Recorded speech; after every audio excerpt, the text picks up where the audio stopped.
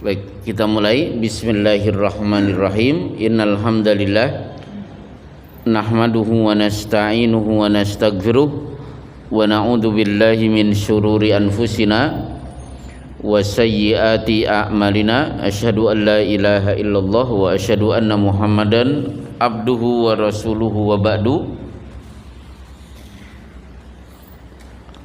Inilah hari kedua kajian kita. Kemarin sudah kita bahas tentang iba-iba keluh kesah penduduk neraka. Hari ini kita akan membahas tentang timbangan amal.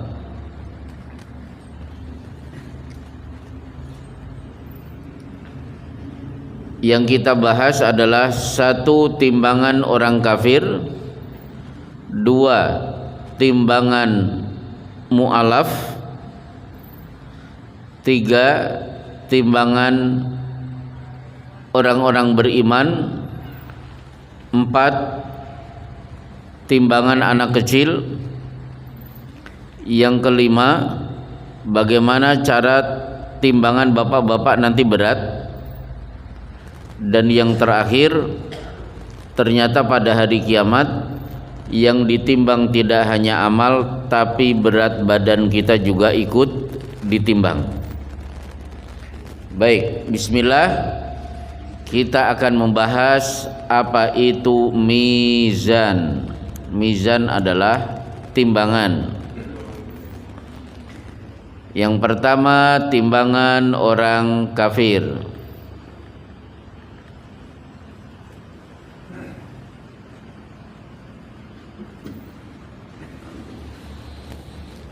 Sebaik apapun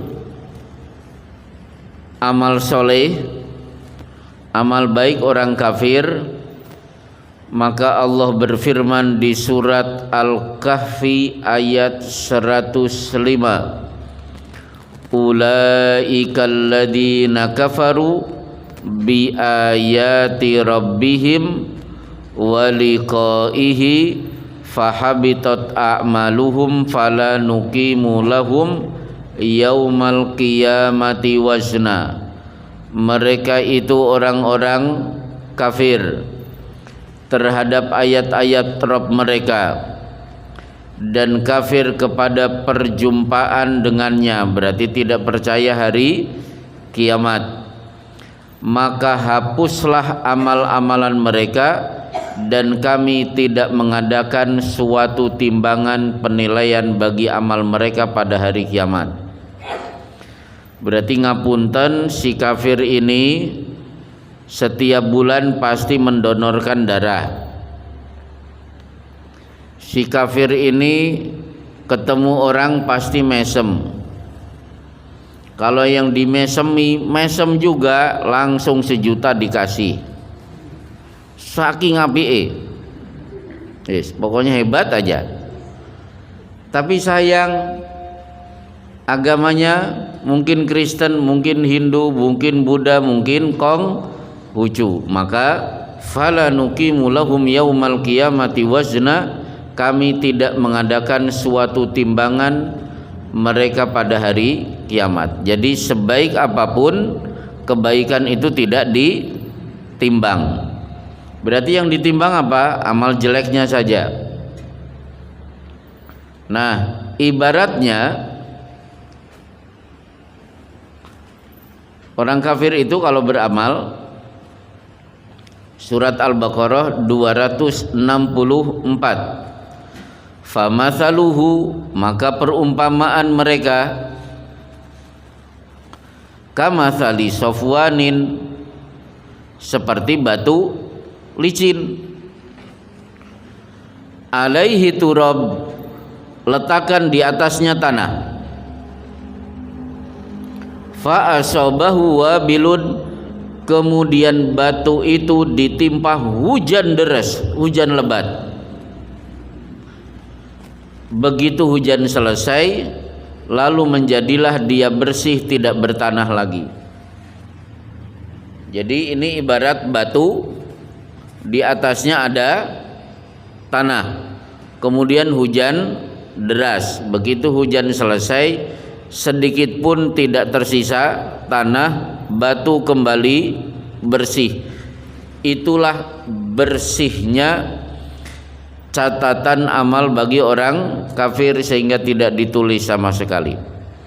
Jadi buku catatannya kosong semuanya, blank, nggak ada, semua kebaikan dicatat oleh Allah. Nah sekarang bagaimana kalau si kafir ini ternyata melakukan perbuatan dosa, maka yudha'af lahul adabu yaumal qiyamati wa yakhludu fihi muhana, dilipat gandakan azabnya untuknya pada hari kiamat, dan dia akan kekal dalam azab itu dalam keadaan terhina. Jadi dosanya dicatat plus dilipat gandakan, 2 kali lipat. Baik, selesai ini catatan amal orang kafir. Sebaik apapun orang kafir tidak ditulis, tapi keburukannya ditulis. Nilainya, skornya 2 kali lipat. Ternyata si kafir akhirnya masuk Islam, berarti kan mu'alaf, baru materi kedua.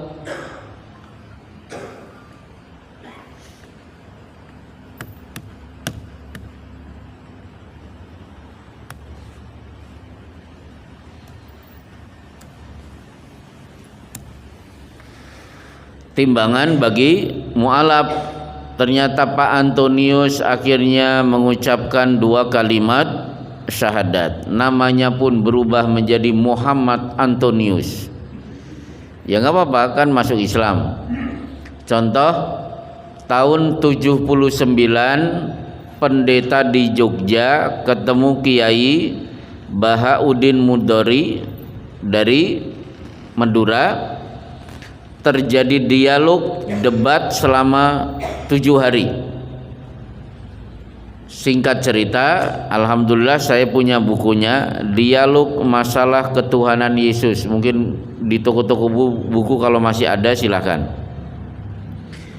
Nah akhirnya begitu mengucapkan syahadat, Antonius Widuri ditambah dengan Muhammad Antonius Widuri. Kenapa? Antonius Muslim Widuri. Berarti masalahnya bukunya udah hilang, ditelan banjir. Saya beli 2 kali, hilang, banjir lagi, hilang lagi, hilang lagi. Jadi beliau akhirnya masuk Islam. Baik, bagaimana nasib si mu'alaf? An Hakim ibni Hizam. Ini Bapak perlu kenal dengan Hakim bin Hizam.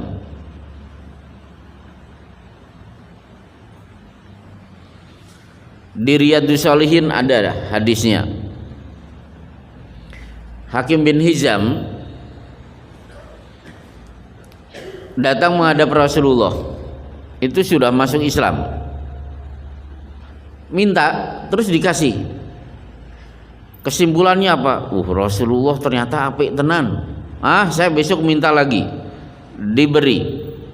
Ternyata tuman, besok datang lagi minta. Ternyata Rasulullah menyampaikan, hari ini aku tidak akan memberikan duit. Aku berikan 1 kalimat motivasi. Apa itu? Al-yadul ulya khairun minal yadis sufla. Tangan di atas lebih baik daripada tangan di bawah. 1 kalimat langsung menyentak hati Hakim bin Hizam. Berarti selama 3 hari ini tangan saya di bawah. Demi Allah, sampai mati tidak ada ceritanya tangan Hakim bin Hizam ada di bawah. Mulai hari ini tanganku harus ada di atas. Setelah itu dia keluar berdagang hingga akhirnya menjadi salah satu orang terkaya di kota Madinah tiap hari selalu memberi. Nah, ada satu riwayat di Riyadhus Shalihin, dia sedang naik onta, tiba-tiba barangnya jatuh. Ada orang di bawah mengambilkan barang itu, dilarang oleh Hakim bin Hizam. Kamu ambil itu, kemudian engkau berikan kepadaku, berarti tanganku di bawah. Tidak ada ceritanya, tolong letakkan lagi di tanah. Akhirnya dia turun dari onta mengambil barang itu. Inilah Hakim bin Hizam yang tadinya biasa nyuwun paring-paring, sekarang menjadi orang yang selalu memberi. Baik, kita lihat hadisnya. Ay Rasulullah ara'aita umuran kuntu atahannatsu biha fil jahiliyati min shadaqatin aw ataqatin aw silatu rahimin afiha ajrun. Wahai Rasulullah, apa pendapat Anda tentang beberapa perkara yang aku lakukan pada masa jahiliyah? Satu, berupa sedekah. Dulu saya sering bersedekah. Dua, membebaskan budak. Tiga, rajin silaturahim. Apakah padanya aku mendapatkan pahala? Jadi ini kalimat pertanyaan dari Hakim bin Hizam setelah masuk Islam. Rasulullah bersabda, aslamta ma aslafta min khair.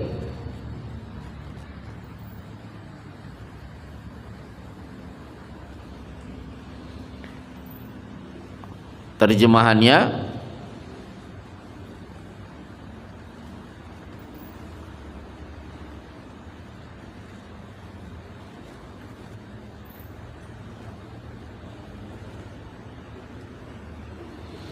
engkau masuk Islam dengan membawa semua kebaikan di masa lalu.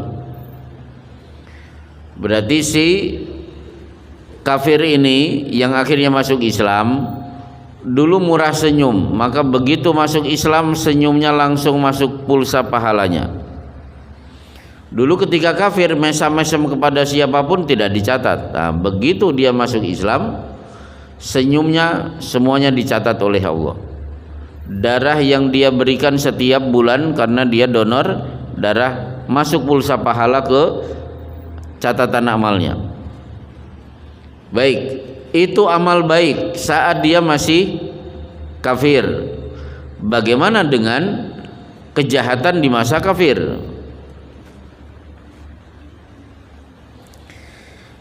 Ini ucapan Rasulullah kepada Amru bin As. Hadisnya sangat panjang. Jadi Amru bin As ini salah satu tokoh paling jahat di kota Mekah. Tidak ada orang yang paling dengki kepada Rasulullah melebihi Amru bin As. Akhirnya dapat hidayah, kemudian masuk Islam. Akhirnya dipanggil, siap bersahadat? Siap. Ulurkan tanganmu, akan aku jabat. Jadi syahadatnya orang-orang kafir dulu sambil menjabat tangan. Begitu Rasulullah menyodorkan tangan, tiba-tiba Amru bin As menarik kembali. Rasulullah bertanya, "Enggak jadi masuk Islam?" "Jadi ya Rasulullah, walakin ashtarit." Tapi saya punya syarat. Apa syaratnya? Semua daftar dosaku tolong dipastikan tidak dicatat. Nah, baru keluarlah kalimat amma alimta annal islama yahdimu makana qablahu. Tidakkah engkau tahu bahwa keislaman seseorang akan menghapus dosa sebelumnya?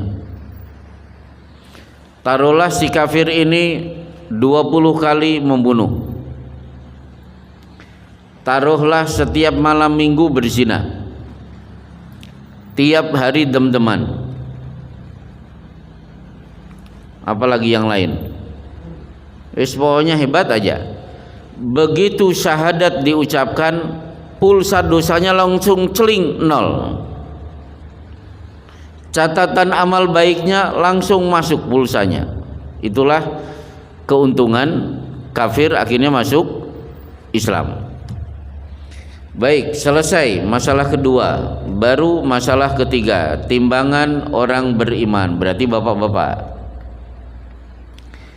kita lihat versi ayat dan hadis. Timbangan orang beriman.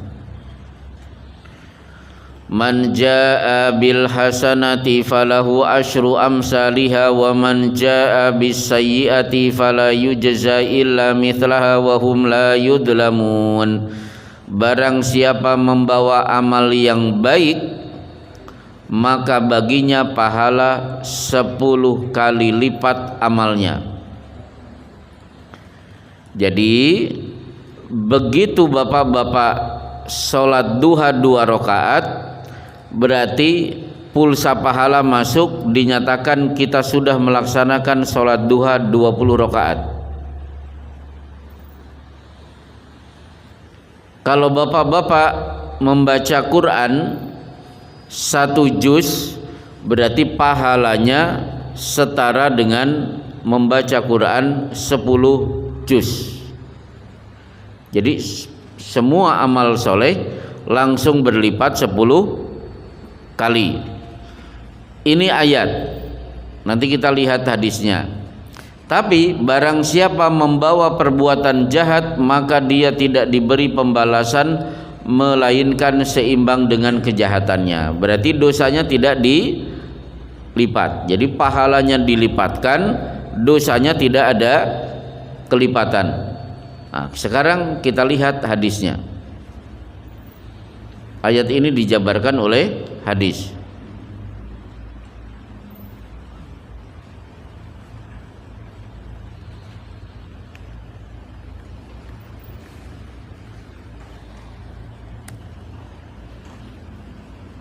Kaidah pertama,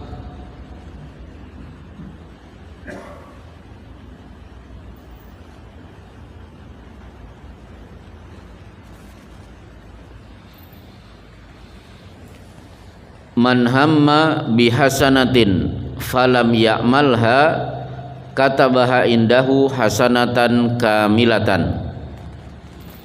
Barang siapa berniat melakukan satu kebajikan lalu tidak mengerjakannya, maka Allah tabaraka wa ta'ala menulisnya untuknya kebaikan sempurna. Bismika Allahumma ahya wa amut. Kemudian jam beker diarahkan ke angka 2. Kemudian alarm HP juga dipasang. Pokoknya jam 2 saya harus bangun sholat tahajud 11 rakaat. Ternyata jam beker lupa tidak dipasang batu. Nah kan kojur. Alarm HP ternyata angka 7 dengan 2 kan mirip, malah diputar angka 7 bukan angka 2. Dan akhirnya dia sukses bangun jam 7 pagi. Maka meskipun tidak sholat tahajud, dia sudah mendapatkan pahala tahajud sempurna. Udah selesai.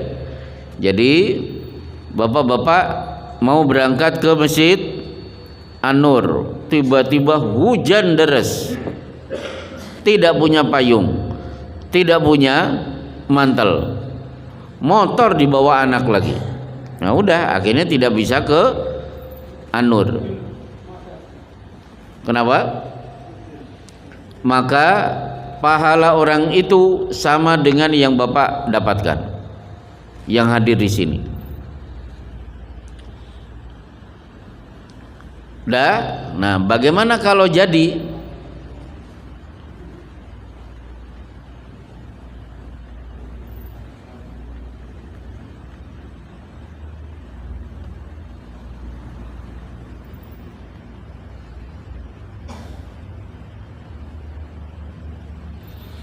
Jika dia meniatkannya lalu melakukannya, maka Allah menulisnya 10 kali kebaikan sampai 700 kebaikan hingga kelibatan yang banyak.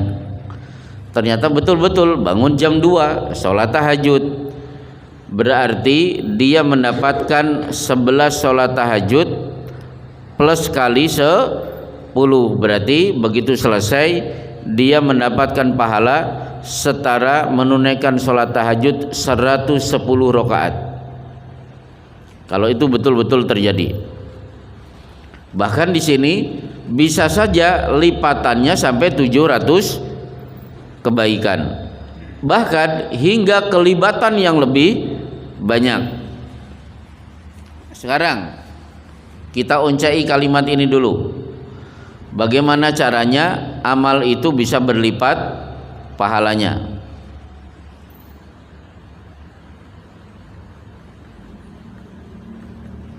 Satu, faktor waktu.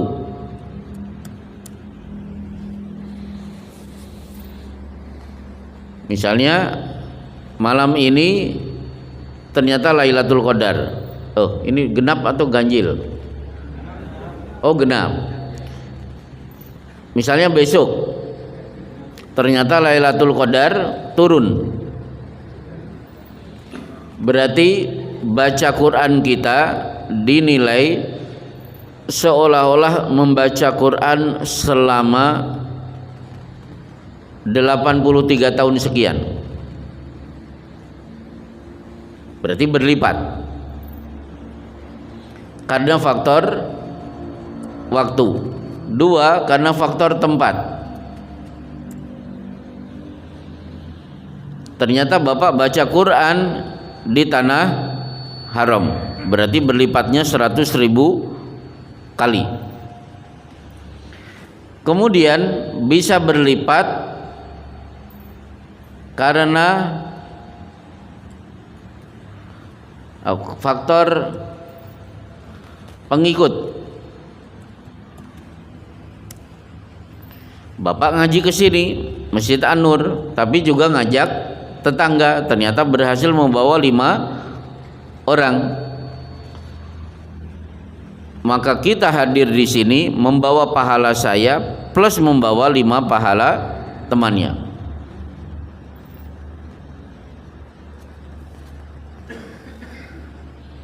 Baik. Nah, sekarang wa man jaa bisayyiati, bila dia berniat melakukan satu perbuatan dosa lalu tidak melakukannya, maka Allah menulis di sisinya kebaikan yang sempurna. Niat berbuat jelek kok tidak jadi, di sini cabangnya ada 2. Tidak jadinya karena Allah atau tidak jadinya karena faktor tidak ada kemampuan. Kalau faktornya karena Allah, dia dapat pahala. Contoh, ada orang niat berzina, duit sudah disiapkan, dia masuk mobil, sebelumnya mandi pakai parfum, pergi ke komplek lokalisasi. Ternyata jalan sedang macet, iseng-iseng macet, nyetel radio di mobil.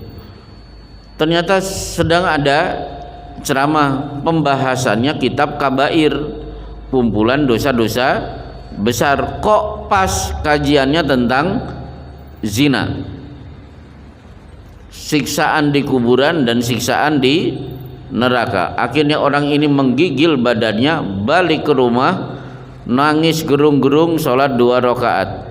Maka dia sudah mendapatkan pahala meninggalkan zina karena Allah. Tapi bagaimana kalau dia niat berzina tidak jadi bukan karena Allah? Ternyata dia tidak dapat pahala, tapi juga tidak dicatat dosa. Masih do, tapi akhirnya tidak sido. Kenapa? Kurang duitnya.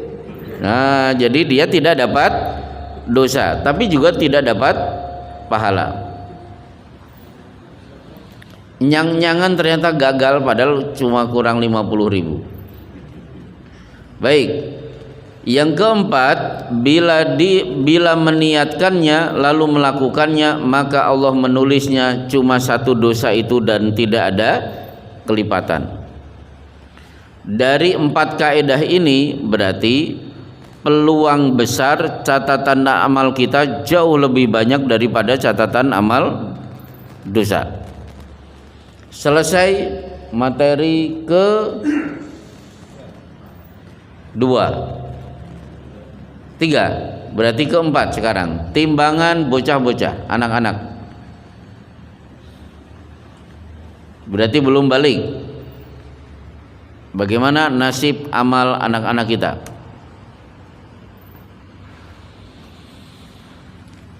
Satu, semua amal soleh si anak langsung dicatat pahalanya.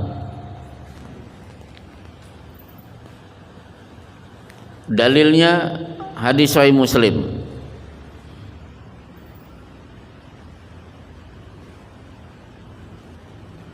Langsung aja ke sini. Fara'at imra'atun sobiyan, tiba-tiba kemudian seorang perempuan mengangkat seorang anak kecil. Jadi wanita ini sedang tawaf. Ada dari sekian peserta tawaf bertanya, jenengan sinten? Saya Rasulullah. Kaget. Ternyata rombongan ini baru sekali melihat wajah Rasulullah. Nah, akhirnya kemudian seorang perempuan mengangkat seorang anak kecil. Jadi sedang nyusu sambil tawaf, tiba-tiba anaknya diangkat. Apakah anak saya dapat pahala haji? Beliau bersabda, ya, dan untukmu pahala gendong bayi. Padahal bayi gak paham ibunya sedang apa.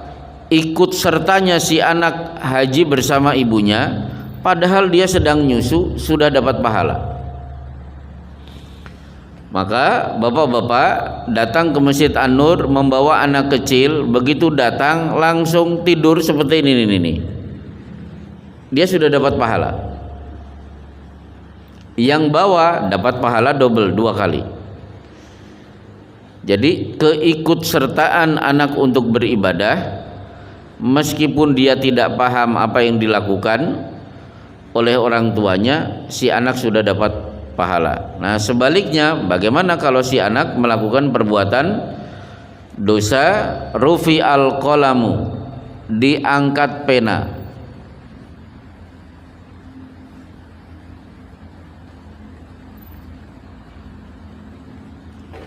Maksudnya apa? Tidak dikenakan dosa, tidak dicatat. Siapa? Salah satunya adalah anak kecil hingga mimpi basah. Jadi anak kecil itu nyaman. Sholat meskipun pelayon dapat pahala. Setiap perbuatan dosa yang dia kerjakan tidak ditulis di catatan amal. Alhamdulillah sudah 4 edisi. Baru ternyata yang ditimbang tidak hanya amal soleh, ternyata badan kita juga nanti akan ditimbang. Mana dalilnya? Sini Ibnu Mas'ud, sahabat yang kedua kakinya kecil.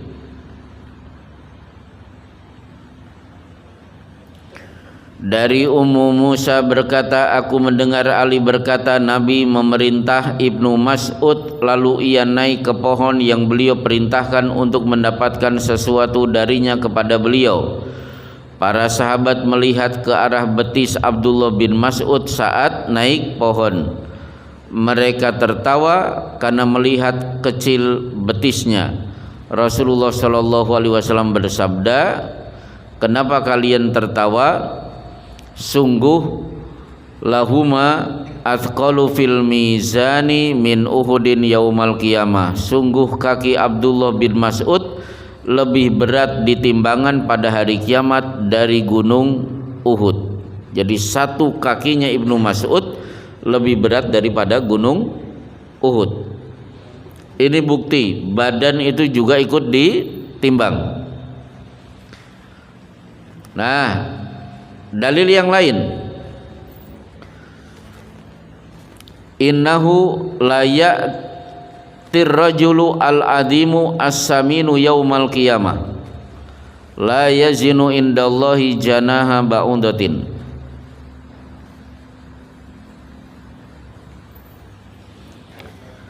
Sesungguhnya benar-benar akan datang seorang laki-laki yang besar lagi gemuk pada hari kiamat, tidak ada beratnya pada timbangan di sisi Allah meskipun seberat sayap nyamuk. Jadi ada orang kafir badannya super besar, begitu ditimbang satu sayap nyamuk masih lebih berat. Ini bukti yang ditimbang tidak hanya amal perbuatan tapi juga badannya. Baru materi terakhir, bagaimana caranya timbangan kita berat.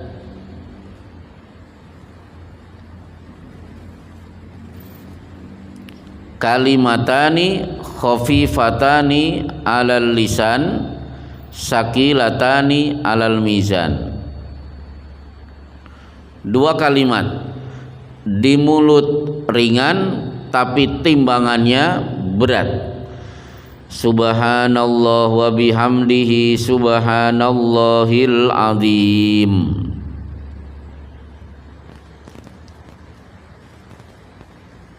Atau yang punya tafsir Ibnu Katsir di surat Al-Fatihah, di situ ada riwayat, ada orang yang mengucapkan ya Rabbi lakal hamdu kama yambagi li jalali wajhika wa adimi sultanik.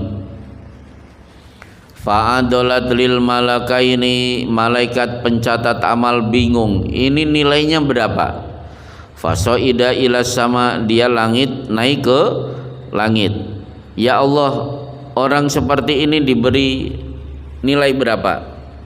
Mada qala abdi wallahu a'lamu bima qala abduhu. Kok kamu tidak tahu nilainya berapa? Yang dibaca hambaku apa?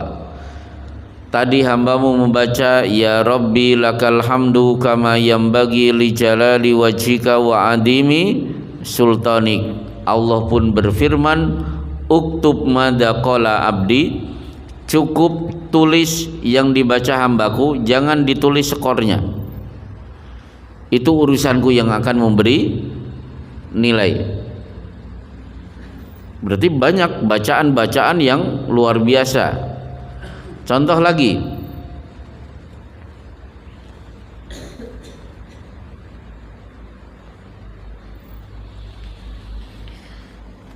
tidak ada sesuatu, kita perbesar,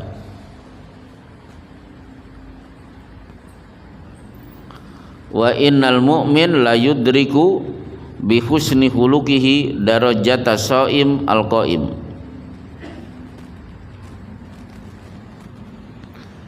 Tidak ada sesuatu yang bila diletakkan di dalam timbangan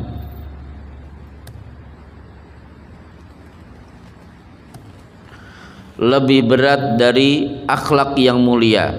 Sesungguhnya pemilik akhlak mulia sungguh menempati derajat orang yang selalu saum dan sholat malam. Terjemahan mudahnya begini, la yudriku bi husni khuluqihi darajata shaim al-qaim. Orang yang akhlaknya bagus, dia memiliki stok pahala saum sunnah sepanjang hidup, tahajud non-stop, tidak pernah berhenti sampai dia mati. Berarti ada orang-orang jarang Senin Kemis, jarang tahajud, tapi dua ibadah ini dia miliki pahalanya karena punya akhlak yang mulia. Maka bapak-bapak kalau punya sekolah, punya universitas, menyaring calon siswa, menyaring calon mahasiswa, jangan hanya dilihat dari faktor nilai, lihat faktor akhlaknya. Bahkan banyak pakar pendidikan mengatakan orang yang tidak punya akhlak jangan diberi kesempatan pinter, nanti bahaya. Pinter tapi tidak punya akhlak, akhirnya jadi menteri keuangan, itu bahaya. Jadi presiden membahayakan bangsa Indonesia. Jadi pejabat pasti akan korup. Jadi orang-orang yang pinter tapi tidak punya akhlak jangan diberi kesempatan untuk belajar, karena kalau dia pinter justru akan membahayakan. Baik, insya Allah cukup. Inilah kajian kita malam hari ini. Berarti kesimpulannya, satu orang kafir kalau berbuat jahat dosanya berlipat. Kalau dia berbuat baik sama sekali tidak ditulis oleh Allah. Dua, bagaimana kalau dia masuk Islam, seluruh dosanya langsung nol. Semua amal soleh yang pernah dia lakukan saat dia kafir langsung masuk pulsa pahala.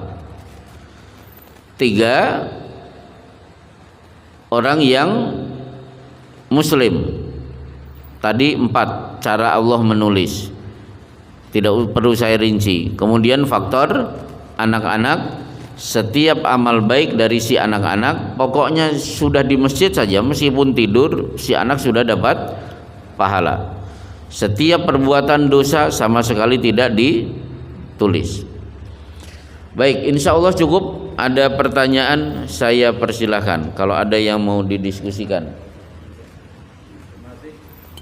Ya. Setelah lima kajian ini berarti kita sebagai orang beriman setiap beramal soleh dalam rasa nantinya boleh memastikan amal kita nanti diterima oleh Allah asalkan memang sesuai dengan syariat dan hikmah. Ya. Yang penting itu masalahnya kadang-kadang kita itu juga sering mendengar ceramah yang mengatakan ya kalau amalmu diterima, kan yang namanya amal soleh itu sulit diterima pada orang. Ya. Yang kedua Pak Ustaz, Ya. sebagai orang muslim kadang-kadang ada juga suatu saat menolak ayat-ayat Allah, mungkin satu atau dua ayat dan sebagian tidak tahu, tapi kadang-kadang ini tidak cocok, saya tidak terima. Apakah orang itu disebut dengan kafir? Terima kasih. Ya. Untuk yang pertama, kalau Bapak belajar Riyadhus Shalihin, di sana ada bab roja dan khauf. Ini harus dimiliki. Kalau Bapak sedang pesimis, keluarkan senjata bernama roja. Ya Allah, saya kan tiap hari tahajud, Senin Kemis tidak pernah lupa. Sehari minimalkan 1 juz. Kemudian ada perasaan senang, bahagia, tentrem, akhirnya tidur pun nyenyak. Itu namanya roja, punya harapan besar. Nanti di akhirat saya akan masuk surga. Tapi begitu dia tenang, khaufnya, rasa takutnya keluarkan. Kenapa? Karena bisa saja menurut saya ikhlas, ternyata menurut Allah tidak ikhlas. Menurut saya diterima, kira-kira ada yang kurang tidak?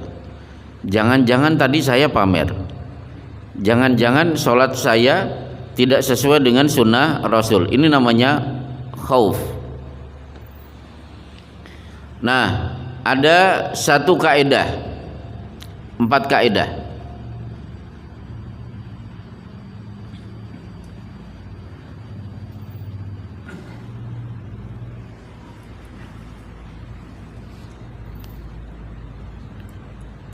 Satu, berbahagialah.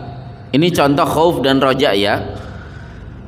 Berbahagialah kalau bapak-bapak dipilih oleh Allah senantiasa hadir di majelis ilmu.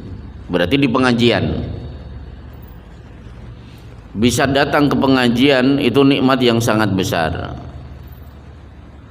Berarti rojak kan? Nah, baru muncul khauf. Ilmu itu tidak bermanfaat kalau tanpa ada amal. Buat apa datang ke pengajian? Ternyata di rumah tidak saya amalkan, berarti tidak bermanfaat. Ternyata bapak orangnya selalu gagih, dapat ilmu di rumah langsung diamalkan. Nah, itu bagus, alhamdulillah. Saya termasuk orang yang datang ke pengajian, pulang langsung saya amalkan. Munculkan khauf lagi. Betul, ilmu diamalkan bagus, tapi akan sia-sia kalau tidak ikhlas.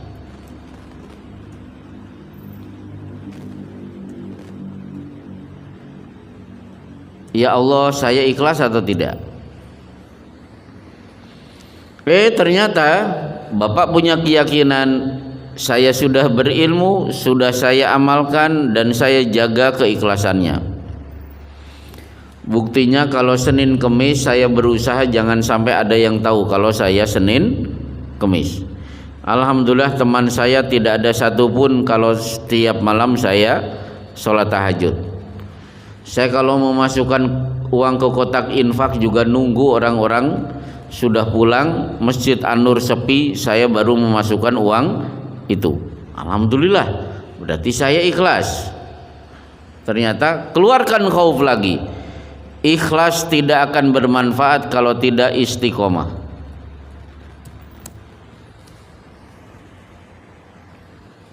Lawan kata dari istiqomah itu apa? Futur. Itu bahaya.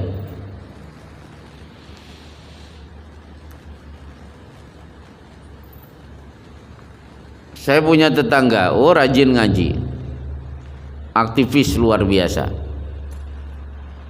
Siapapun memuji, aktifnya di majelis taklim. Hari ini udah rasa-rasen, udah nggak pernah datang lagi ke pengajian. Maka betul, bahkan orang ini malah memusuhi pengajian. Sehingga benar kalau ada kalimat, boleh jadi hari ini Anda istiqomah, tapi suatu saat akan berbalik arah. Banyak tidak aktivis yang kelihatannya yo istiqomah luar biasa, suatu saat ternyata berbalik arah. Seandainya ngerasani itu hukumnya halalan toiban, saya pengen nyebut namanya, cuma kan nggak boleh pak. Ngerasani itu halal atau haram pak? Nah, kan nggak boleh. Sebenarnya banyak orang yang koyo yo ternyata hari ini malah bikin masalah di tengah-tengah barisan kaum muslimin. Nah itulah. Baik, pertanyaan kedua, pokoknya begini, berani menolak satu syariat berarti dianggap menolak seluruh syariat. Saya kasih contoh di surat Asy-Syu'ara.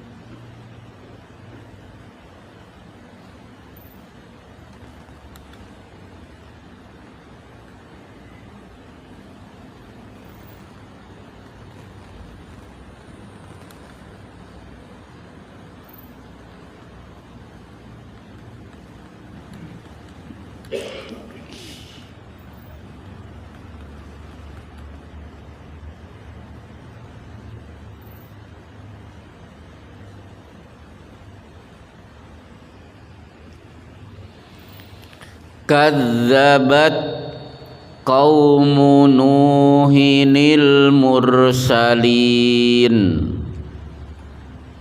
Kadzabat, mendustakan, menolak, memusuhi. Siapa? Qaumu Nuhin, satu kaum dari Nabi Nuh. Siapa yang dia dustakan? Mursalin.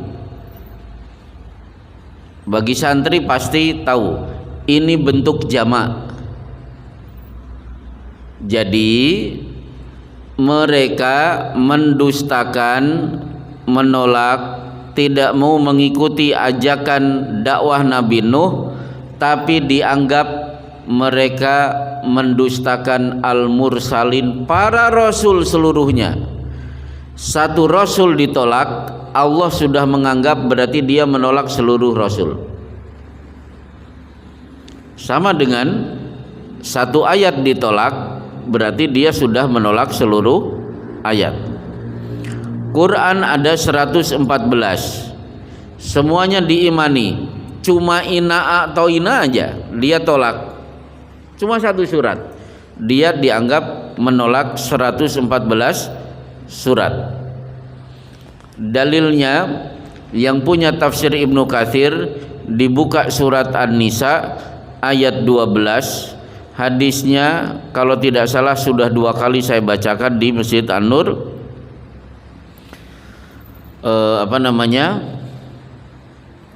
Innar rajula la ya'malu bi amali ahlil khair sab'ina sanatan. Ada orang 70 tahun isinya amal soleh. Fa idza awsa wa hafa fi wasiyatihi, menjelang mati dia panggil anak-anaknya, dia berpesan, harta bapak jangan dibagi dengan hukum waris, udah rata aja. Begitu selesai, kok mati? Fayuhtamu lahu min amali syarr, maka catatan amal yang dilaporkan kepada Allah hanya catatan amal dosa, amal kebaikannya tidak dilaporkan oleh malaikat. Fayudkhalu ilan nar, akhirnya dia masuk neraka. Padahal yang dia tolak hanya hukum waris, cuma satu, tapi sudah menghapus seluruh amal. Baik, selesai. Silakan Mas dari Gebang. Kalau misalnya saya datang ke masjid itu setelah subuh, kan saya kalau datang ke masjid itu ada sholat tahiyat di masjid. Saya kebetulan belum sholat sunnah 2 rakaat sebelum tidur. Jadi sholat 2 rakaat itu saya niatkan 2 itu dikatakan saya dapat 2 pahala. Baik, kaedahnya idza jatama'a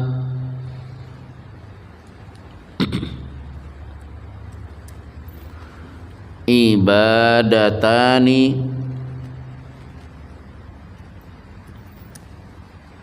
idza ijtama ibadatani min sinfin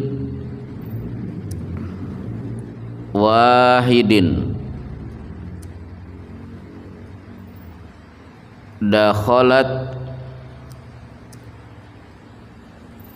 ihdahuma alal ukhra.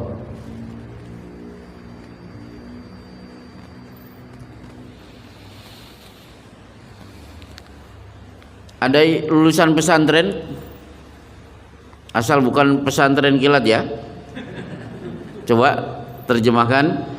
Idza jatama ibadatani min sinfin wahidin dakhalat ihdahuma 'alal ukhra. Ini kalimat saya dapatkan di kitab Tawdihul Ahkam jilid 1 tulisan Syekh Abdullah Abdurrahman Al-Basam. Bila ibadatani, 2 ibadah, ternyata ijtama'a, ketemu,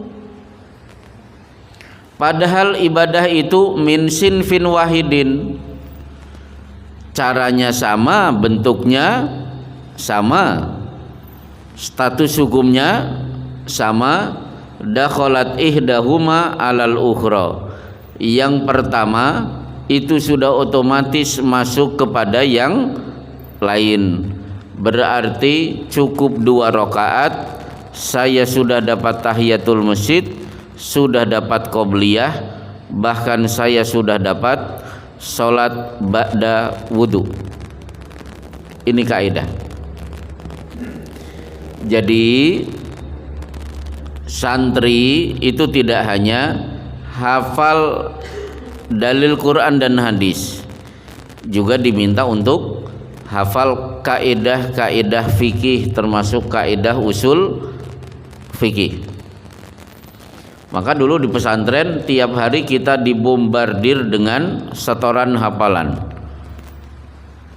Surat harus disetorkan. Sementara pelajaran nahwu ada hafalan, pelajaran sorof ada hafalan, pelajaran balaghah ada setoran hafalan. Termasuk setiap hari kita harus nyetor pelajaran mahfudot, kata-kata mutiara yang keluar dari para ulama.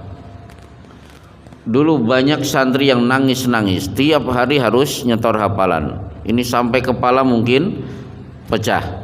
Tapi akhirnya saya rasakan hari ini, ya Allah, ternyata ustadz-ustadz saya dulu memaksa kita untuk hafalan.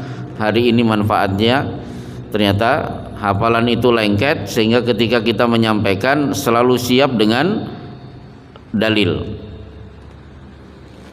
Makanya saya bingung kalau ada ustadz ceramah nggak keluar dalil, ini nyantrian di mana nih? Jadi kalau santri memang harus berlimpah hafalan dalil. Baik, ada lagi yang lain? Sudah selesai, alhamdulillah, jam 10. Al-Huda, silahkan. Tentang? Ya. Ya.